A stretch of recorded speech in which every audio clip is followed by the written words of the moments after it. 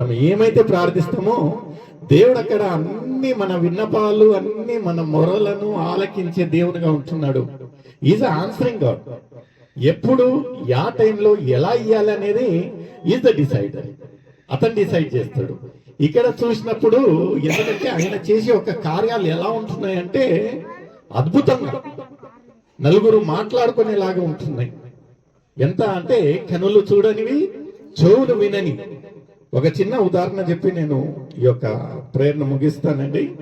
ఒకరోజు ఏమైందంట, ఒక ఎలిఫెంట్ ఏనుగు ఒక కుక్కని అంటారు.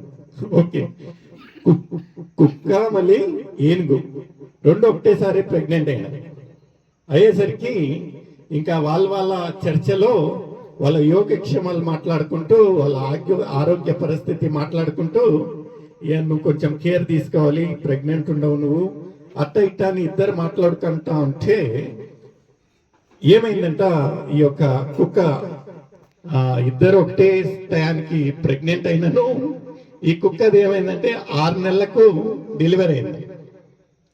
డెలివరీ అయ్యేసరికి ఎన్ని మంది పిల్లలు అంటే కుక్క పిల్లలు 6 పిల్లలు ముద్దుగా ఉన్నాయంట. వచ్చి చూపించాదంట, చూడు అని. దేనికి చూపించేది? ఏనుగుకు చూపించాదంట.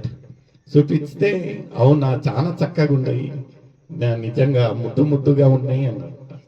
అంటే కుక్క పిల్లలు ముద్దుగానే ఉంటాయి కదా, అలా అయినాయంట. ఆ తర్వాత కొన్ని రోజుల తర్వాత మళ్ళీ కుక్క ప్రెగ్నెంట్ ఉందంట. ప్రెగ్నెంట్ అయ్యి మళ్ళీ వచ్చి ఎవరితోటి ఏనుగుతో మాట్లాడుతూ ఉంటే ఏనుగు ఏమంటుందని సేమ్ పరిస్థితిలో ఉందంట, ఇంకా క్యారింగ్ లోనే ఉంది.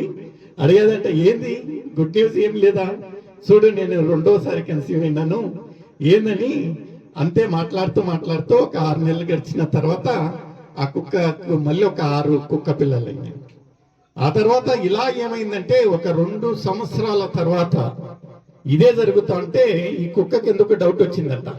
ఏమన్నదంటే ఏనుగుకు, నిజంగా మనలో మన మాట, నువ్వు నిజంగా ప్రెగ్నెంటే ఉన్నావా అని. అది ఎందుకు అలా చెప్తా ఉన్నంటే, మరి ఏంది నీతోటి నేను ప్రెగ్నెంట్ అయినాను, ఈ పాటికి 4 సార్లు డెలివరీ అయినాను, అయితే నీదేంది ఇంకా నో గుడ్ న్యూస్ అంటే ఏనుగు చెప్పిన ఒక మాట ఏమంటే, you just wait and see అన్నదంట.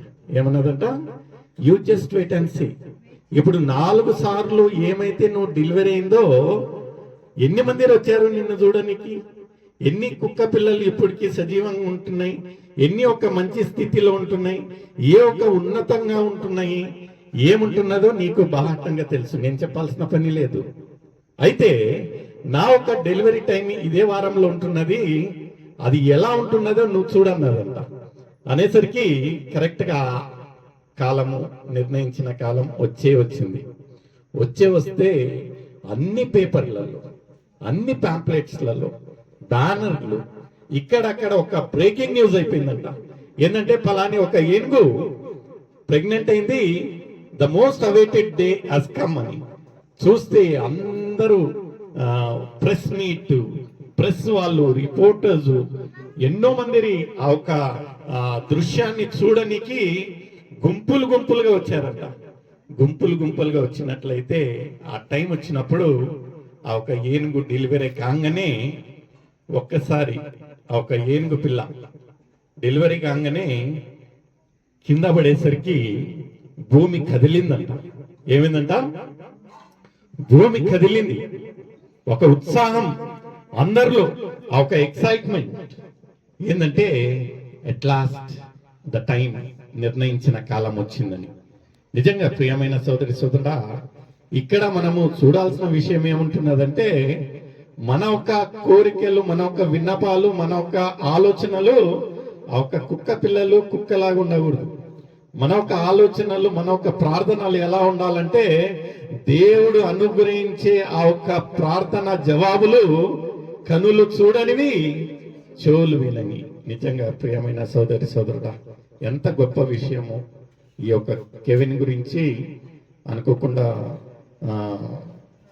Uncle మా ఇంట్లో నేను చెప్తే బాగుండదు, మీరు చెప్పనండి. సేమ్ అదే మాట చెప్పారు. నేను అనుకోకుండా జస్ట్ ఈ యొక్క సిద్ధపాటు లేకుండా దేవుని యొక్క కృప ద్వారా